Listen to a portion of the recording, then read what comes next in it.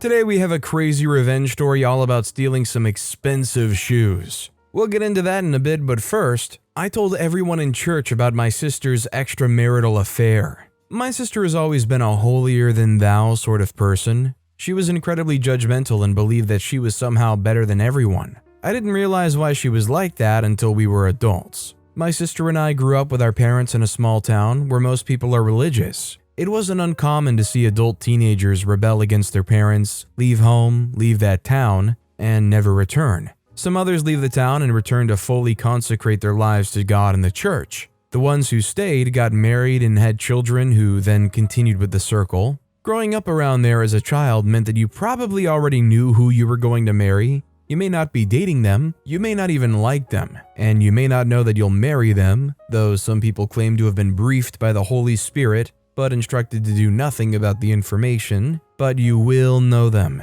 That was the case with my sister's husband and my sister. My sister knew her husband since they were kids, and when they became teenagers, she knew him as my boyfriend.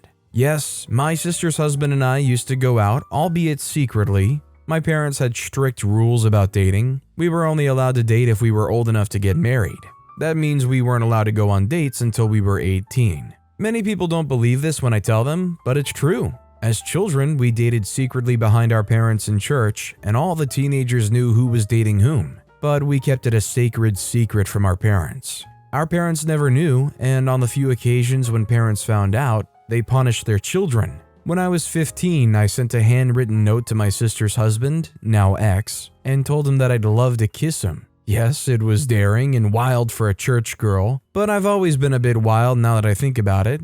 I had friends in school who weren't churchgoers and they were already experimenting. When they talked about it, I envied them. I decided that I was going to do one of those, but I also decided that we would not go all the way. A kiss was sufficient to quiet my curiosity. I wanted to kiss someone that I already liked and thought was cute because my friend had told me that it felt different in a good way when you made out with someone that you already have genuine feelings for, and that if he was cute, you'd always think fondly about the kiss. I decided on the boy I was going to kiss. He was the son of one of the deacons in the church, a very cool dude. He was also the right amount of religious and not too involved in all the church activities. Most importantly, he was cute. He had the cutest lips ever. When he read my note, he looked up and smiled at me. Okay, he mouthed to me. I spent the rest of that day grinning from ear to ear. I was going to have my first kiss. We finally kissed at church camp some weeks later. It was my first and it was his as well. We soon started sneaking around.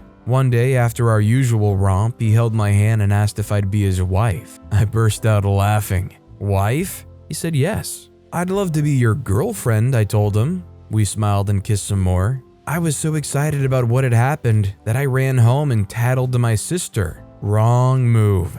My sister was the wrongest person to talk about a love interest or anything of the sort, and I knew that. I was just too excited about what I'd done, and I wanted to tell someone. Also, it was a weekend and I wouldn't see my friends until the next day. Wow, you have a boyfriend now, she said, smiling. I smiled back, glad that she didn't explode, and ran off to tell my parents. Who is he? She asked me. I said, oh, just someone from church. My problem with my sister started when she found out who he was. As I said, my sister's always been a judgmental person. She had a mean spirit, and she was constantly bitter and competitive. But I didn't remember her being that jealous of me until I told her who my new boyfriend was.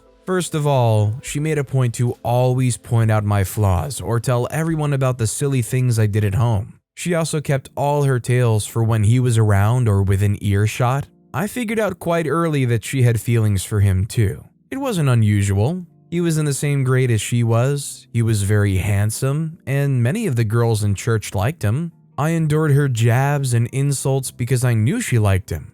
I even sometimes laughed at myself whenever she made cruel jokes because I noticed that people were starting to raise their eyebrows and wonder what her comments were about. There were so many things I could have said about her whenever she was making cruel jokes, but I chose to ignore her and just let her have it. I was hoping one day she would realize how silly the whole thing was, but it only emboldened her. It also made her used to the whole dynamic of her being the bully, while I kept quiet and let her say mean things about me. At some point, I decided that I didn't want to be with my boyfriend anyway. It wasn't just my sister who was being very mean toward me, the other girls in church were pressed about it too. I decided that he wasn't worth all the hate that I was getting, so I broke up with him. Some months later, she excitedly told me that she was his new girlfriend. She said it so nonchalantly as though she had forgotten that he used to be my boyfriend. I honestly wasn't mad about it. I even hoped that she would stop picking at me. After all,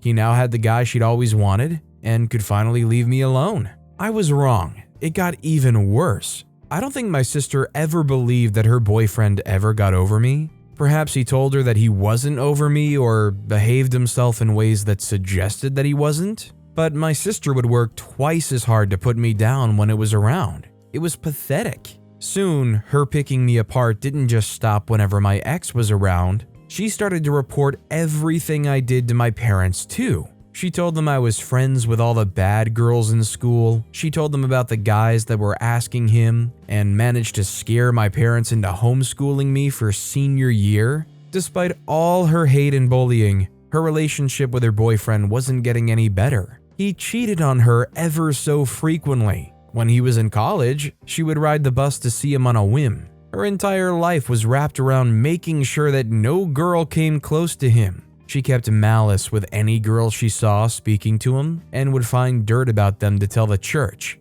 It was just horrible. I didn't believe it when they eventually chose a wedding date. I had thought that since her boyfriend behaved himself as though he hated her guts, he would never marry her. They got married in the church and had a baby not long after. I had just returned from college when they had their second child and was having a hard time adjusting to the rudimentary, boring lifestyle around there after I just left the busy life I had in college. My sister started picking on me from the first day I was in her home to say hello to my nephews. "You've gained so much weight," she kept repeating. When her husband returned from work, she kept repeating the same thing to his hearing.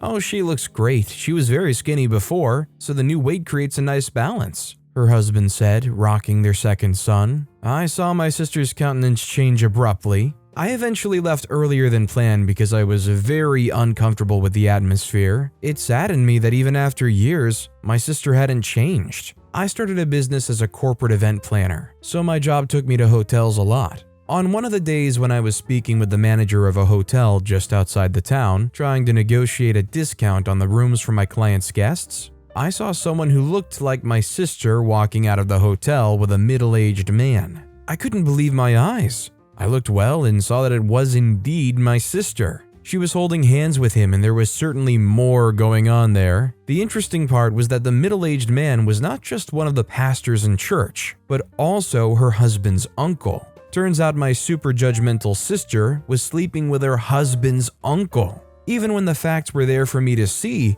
I still decided to confront her about it. She admitted to it and asked me to keep it a secret. One thing I've noticed about judgmental religious people is how they're quick to want to be in solidarity with you when they've done something bad. They don't hesitate to throw you under the bus and judge you for the things you thought. My sister didn't keep her secret. I think she just winked at me and said something like, "I hope that secret's safe with you." I struggled to stay in that town and considered leaving many times, but I just couldn't bring myself to do that. I still lived with my parents, so I had to go to church and all that. One day I met a fine young man in the church. He asked me out and we started to hang out very often. He was very religious and I'd promised myself that I wouldn't marry a very religious man, but he was a different kind of religious. Not as uptight as the Christians I grew up around, but he also visited and went to church regularly and was very involved too. I invited him to dinner on a Sunday evening with my family and my sister and her husband came too. "I've seen that brother in church," my sister observed. "Are you two going out?" "Yes," I replied. The memory of the last time I told her I was seeing someone flash in my brain. "You always get the good guys, the cute ones. How do you do it?" she asked. It sounded serious. "You have not changed one bit," I said and walked away from her. My boyfriend and I got very serious and were talking about marriage when my sister started to tell everyone about my condition.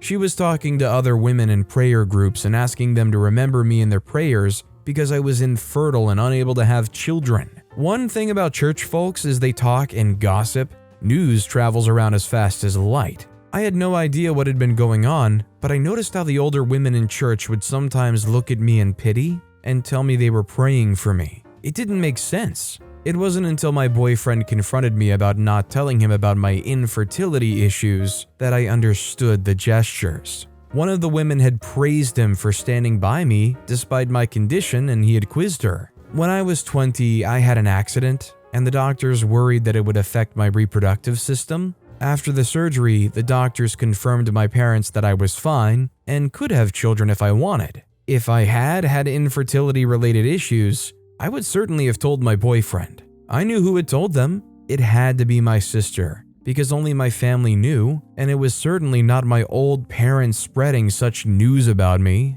I simply could not understand why my sister would peddle lies against me. I had been nothing but good to her, even when she was mean to me. I decided that it was payback time. I went to the church's elders committee and told them about my sister's affair. Then I went to her husband and confessed to him too. My sister was a drama queen and had a way of gossiping and peddling stories while making it look like she was only being a nice, charitable person or was concerned about the safety of others or her salvation. I knew how to play the game too. I cried and told her husband that my conscience had been eating me up about it. The church, in its usual manner, called her husband's uncle and made him admit his infidelity. He was suspended as a pastor. My sister tried many times to attack me and ask me why I did that to her, but I constantly pretended to have not done it. That's what she would have done anyway. I even allowed myself to shed a tear or two and talked about how I couldn't keep living in sin. Of course, she knew that was BS and I was only using her language on her. Her lover's family forgave him, and they all moved out of town to cover up the shame of his infidelity. But her husband moved out of the house and ended their marriage. I broke up with my boyfriend too. He had started to act funny after the whole gossip got to him, and that was one of the reasons I decided to get my revenge on my sister. I, however, did not want someone that would hear stuff about me and just believe them right away. So I broke up with him and did something I'd always wanted to do: move out of town. I moved away and didn't look back. I became one of the lost souls, but I didn't care. To this day, my sister and I do not speak to each other. She tells other people various versions of how I ruined her marriage in her head, but I cannot be bothered. Not in the least. I just think when you spend your life doing bad to other people, you really shouldn't be that surprised when you have bad coming back your way, or, retaliation from people that you mistreated for no reason. That said, our next story is, stepbrother ruined my relationship with my girlfriend, so I stole his $40,000 Nike collection. The worst thing I've ever experienced in all my life was having to live with some guy from somewhere whose mom married your dad and suddenly your brothers. The dynamic is so crazy, especially when you've been the only child all your life. The worst thing is when this so-called brother is older than you and you have to do what he says for some reason. The few months where I spent with him before I decided that I was going to stay at my mom's was heck. He was a manipulative sociopath. The craziest thing was that he could do no wrong in the eyes of my dad. He saw him as a saint, and anytime I reported him for doing something wrong, my dad usually brushed it off. I was the bad egg, and I remained that way till I decided that enough was enough. But let me start at the top for context. My dad and mom had had problems for as long as I can remember. They were always fighting for one reason or the other, and it never seemed to stop. They tried everything, from talking to marriage counselors to private therapists, but nothing seemed to work. It seemed that the better they got at communication, the worse they got at expressing themselves and understanding each other's feelings. Nothing seemed to work, and I, for one, thought that that was how bad my childhood could get. I mean, I couldn't picture that it could get any worse, but then it did. A few weeks before my 16th birthday, my mom announced that she was gay. I remember the events of that day so vividly. We were eating kale, salad, and chicken. I spit my orange juice across the table as the words fell from her mouth. I burst out laughing because I thought she was joking. But seeing the serious look on her face, it dawned on me that she wasn't. I expected that my dad was going to yell and they were going to have another fight that night, but they were as quiet as ever. That was the calmest I've ever seen them together. Apparently, she had already told him beforehand, and they've had the fight already. That night was just the formal announcement. But the thing is, that wasn't even the main announcement. Just when I was coming to terms with the fact that my mom was a lesbian, they dropped another bomb on me. They were getting a divorce. I mean, yeah, that should be expected after your mom just came out of the closet, but forgive me for still being shocked. They were just dropping information faster than my brain could process. The food tasted sour in my mouth immediately, and I left the dining room to puke out my guts. That is a night I can never forget. I went to sleep immediately, and I didn't come out of my room till the next morning. My parents wanted to discuss the logistics of the new living arrangement, but I didn't give them a chance. If I did, then it meant that I'd accepted that they were going to divorce. I still wanted to live in denial for as long as I could. Eventually, I had to accept the fact that they were splitting up. Dad kept the house because Mom was moving away to another city. I was asked to choose who I wanted to live with, and even though I was also pissed with my dad, I chose to live with him. Worst mistake of my entire life. I was so angry with my mom because, in my mind, she did it all intentionally, and she was responsible for breaking our family apart. The agreement of the divorce said that I could visit her anytime I wanted, but I didn't talk to her for a few months after she left. My dad and I were alone for over a month. It was a really weird time because we were never close. It felt like I was living in a house with a stranger. We barely talked to each other. The only solace I got was from school. I had great friends there, Jim and Adrian. They planned my birthday a month after it passed. I couldn't celebrate my birthday during the time of my parents' divorce. The birthday party was held at Adrian's house. His parents were away for the weekend, and his older brother was cool with it as long as he got some free booze and we weren't disturbing his game of Call of Duty. I knew most of the people at the party, but when I went to get a refill of my punch drink, I met a girl in the kitchen. I've never seen her before. I liked her immediately, but I couldn't walk over to her and talk to her. It was a party, I know, but I didn't have that kind of confidence. I asked Adrian who she was, and he told me that she was the cousin of some other girl in school, and she was starting junior year with us. He tried to get me to talk to her, but I was too chicken. I decided that if I was going to talk to her, it was going to be at school. We were on our summer holiday then, so I still had about a month before that had to happen. A few days after the party, my father called me in for a sit-down. He was having a friend over, and he wanted me to be on my best behavior. I didn't really think too much about it because I thought this friend of his was a guy and he was coming over to talk sports or whatever adults talked about. Imagine my surprise when the doorbell rang and I opened the door and saw a lady standing on the porch. I asked my dad who she was, and he said she was just a friend. My dad was never really known for being completely upfront, so when he said that, I knew that there was something he wasn't telling me. All through dinner, I watched the exchange between my dad and this strange woman, and I knew that she wasn't just a friend as my dad had claimed. I wanted to ask him about it, but like I said before, my dad and I didn't really talk much. The lady didn't come around for a few weeks after that. I actually started to think that maybe I had misread the situation and they were truly just friends. But I was wrong. Just 2 weeks before we resumed for the new school year, this lady visited again. This time, she wasn't alone. She came with a boy. He looked a bit older than me and had a stupid smirk on his face. They came for dinner just like the last time. I could feel that they were about to make an earth-shattering announcement, so I decided that I wasn't going to have dinner with them. But my dad could be forceful sometimes. He told me I was going to be grounded throughout the school year if I didn't come downstairs and have dinner with all of them. I didn't have much of a choice. I went downstairs and during dinner, Dad made an announcement.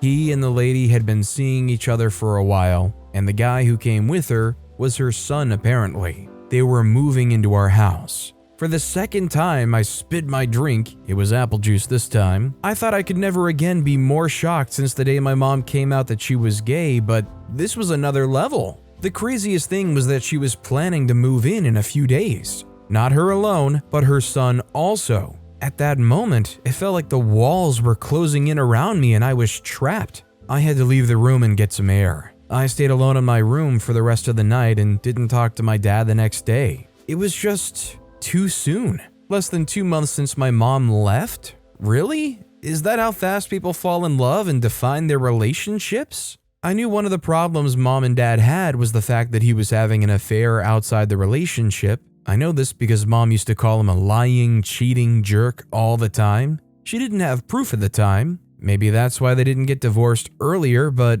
I knew that day at dinner that I was staring at proof. The lady, her name is Suzanne, and her son Clay moved in a few days later. At this point, I was tired of keeping quiet, so I walked up to my dad and told him how I felt about the new arrangement. I told him it didn't make any sense for his new girlfriend to move in just after Mom moved out. He wasn't very pleased to hear what I had to say, but he listened nonetheless. When I was done, he explained that my stepbrother Clay, yes, he actually called him my stepbrother, was joining my school and he needed to be in for the new session. That was why they were rushing the move. When I tried to complain further, my dad accused me of being unreasonable and said he was going to ground me if I couldn't get along with the progression of things. I felt so alone in that house. The only person I could talk to were my friends. They were the only ones who made me feel better. We spent the day at the town basketball court. When I came back home, they were already settled in. Clay was a senior student and I disliked him more than everyone else. He was a jerk, sure, but that wasn't the reason at first. When he started to live in our house, I found out that he was better than me at practically everything. I used to take pride in my drawing skills, but when I saw his sketches, they were on a whole nother level. Our mutual love for art was supposed to bring us together, but it drove us even further apart. Basketball was my dad's favorite sport, but I never knew how to play. I could never shoot a ball through a hoop to save my own life. It's one of the many things my dad and I didn't connect on, but Clay, he was a basketball superstar. As soon as he showed his skills with the hoop my dad installed above the garage door, nobody could keep them apart during the weekends. They talked and played together, and it felt like Clay was the son my father never had. This was why whenever he played stupid pranks on me and I told my dad, he always took his side. School was great though. We had just started the new term and just like Adrian said, the girl I met at the party had started in our grade. I worked up the courage to talk to her and we just clicked. We started to hang out around the school all the time. Eventually I asked her out on an actual date and she said yes. We started to date a short while after that. In school, I try to pretend that I don't know Clay. It was easier since we had different last names, but for Clay, it was as though stealing my dad wasn't enough for him. He wanted to undermine me everywhere. He started with my friends. One day, out of the blue, he talked to my friends, telling them I hog the toilet every morning and night because I do certain things more than 7 times every day. Obviously, my friends knew about him and his lies, so they didn't take him seriously. Doesn't mean they didn't make fun of me with that information. When he saw that he wasn't able to ruin the relationship I had with my friends, he moved to my girlfriend. Let's call her Monique. Monique was very impressionable, naive even. So when Clay told her that I had a lot of STDs, she believed him. It was honestly very stupid because at that point,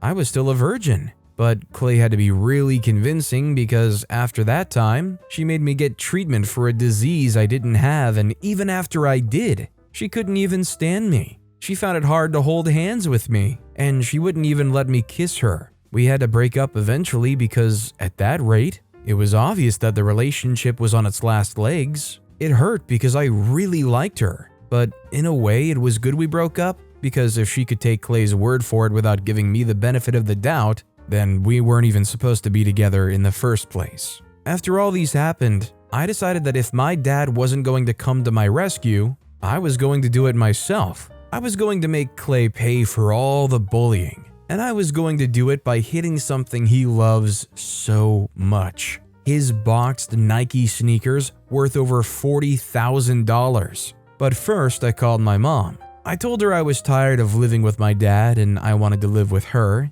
She readily agreed, and we decided that I was going to come over at the end of the term. A few days into the holiday, everything was ready. I had my bags packed and my bus ticket in my backpack. I timed my revenge to when there wasn't anyone around. Dad had gone to work, Suzanne went to a salon, and Clay went to a friend's place. I went into Clay's room and grabbed all his shoes. I dropped them into an iron bin at the backyard and set them on fire. When they were all burnt, I grabbed my bag and left the house. OP every single night should lay in their bed and pray to whatever they want to believe in for the luck they have for not getting any charges pressed against them. Because I almost doubt anybody in that situation, when it's a kid that they're not even directly related to, would hold back just because the father said, "Oh, come on, please don't do it." OP lucked out. But with that being said, that's all the time we have for today. Now, if you want to hear another crazy revenge story, check out that video on the left.